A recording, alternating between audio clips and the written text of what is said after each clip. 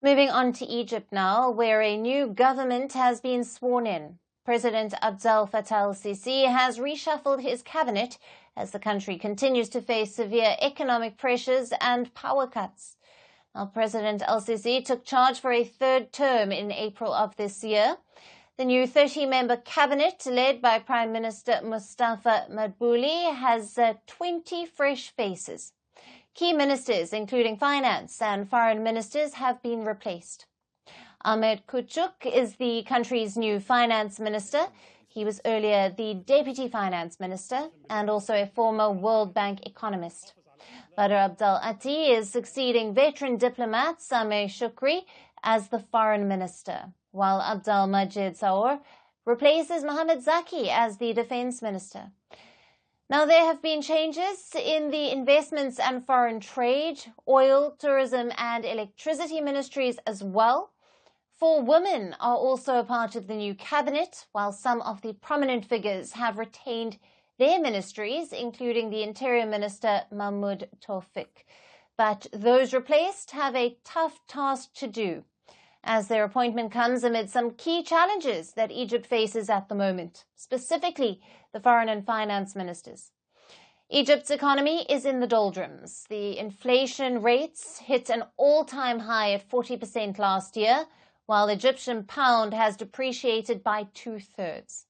There is an urgent foreign currency shortage. Talking about the foreign policy front, the country finds itself in the middle of deep regional instability stemming from the war in Gaza. Egypt is a key party in the war, playing the role of mediator between Israel and Hamas. It has hosted multiple rounds of ceasefire negotiations, and while the fighting has dragged on for over 8 months, hundreds and thousands of refugees are seeking shelter in Egypt. Not just this, but discontent is rising over several other domestic challenges. Citizens are distressed due to the long power cuts and gas shortages, and there has also been a sharp decline in tourism, which is crucial for Egypt's economy. Thus, there have been changes in all the ministries in charge of these issues. Now, these changes were anticipated, as El-Sisi had tasked the Prime Minister last month to shape a new government that is more capable of solving Egypt's issues at home and abroad. But it's not just the cabinet. Changes have also been made in the military ranks. Several senior officials have been replaced, including the Chief of Staff, and it should be noted that ministers in Egypt have limited decision-making authority, and the real power resides with the presidency, military, and the security services. El-Sisi was himself an army chief before he ousted Egypt's first democratically elected president. The announcement of the cabinet changes coincides with the 11-year anniversary of this event. El-Sisi has been since then known for carrying a sweeping crackdown on political dissent. He won a third term with over 89% of votes in December last year, where he was pitted against largely unknown candidates, marking an absence of real opposition. But the third term could be harder for El-Sisi to navigate, and it is yet to be seen, will the new cabinet make his job easier?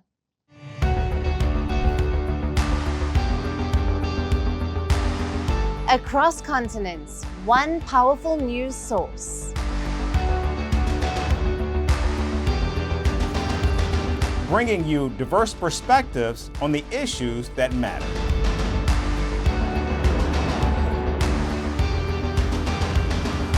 We go beyond the boundaries to give you that little extra about every sporting moment.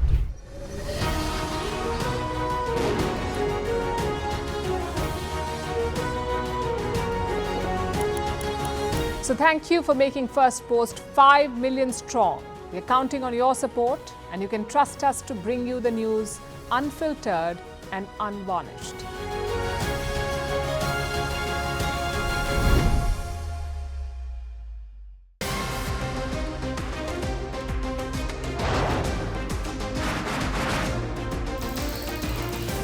Obviously today, the T20 World Cup bandwagon has moved across to the West Indies. What can you expect from this?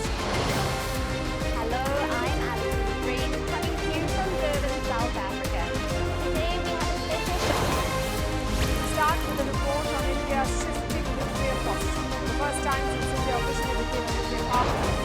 Hello and welcome to Firstpost America. I'm Aaron Ham, coming to you live from the nation's capital in Washington, D.C.